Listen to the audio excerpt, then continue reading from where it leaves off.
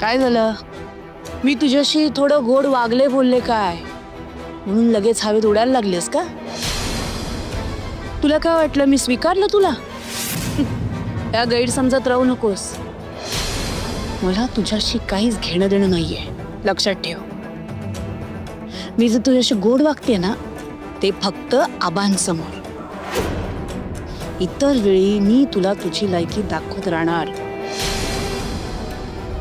एक गोष्ट शेवटची सांगते तुला, माझ्या इंद्रापासून लांब राहायचं. तू त्याला गोड बोलून फसवू शकतेस पण मला फसवू शकत नाहीस, कळलं? लागा कामाला.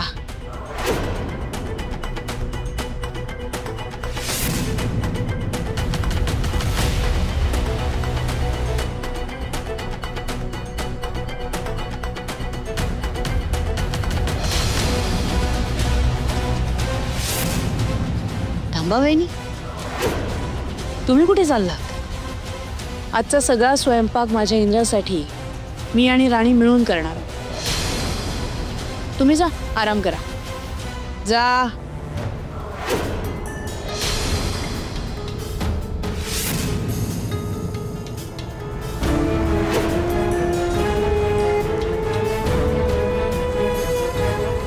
चला, पिठाचा डबा घ्या.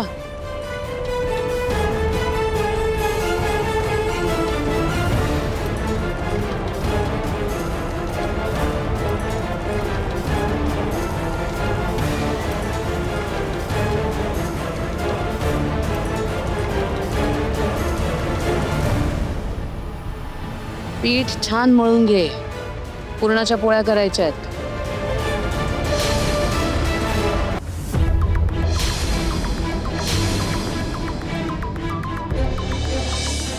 व्यवस्थित पीठ मळ, कारण आपल्याकडे सगळ्यांना मऊसूत पोळ्या लागतात. आलं का लक्षात? आणि पुरणाच्या पोळ्या नक्की बनवता येतात ना? हे नंतर कळायचं, आईने काही शिकवलंच नाही.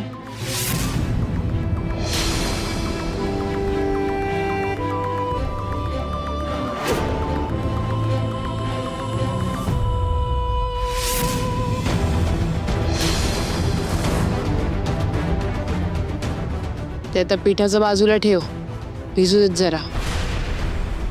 मग आता पापड आणि कुरडई तळायला घे.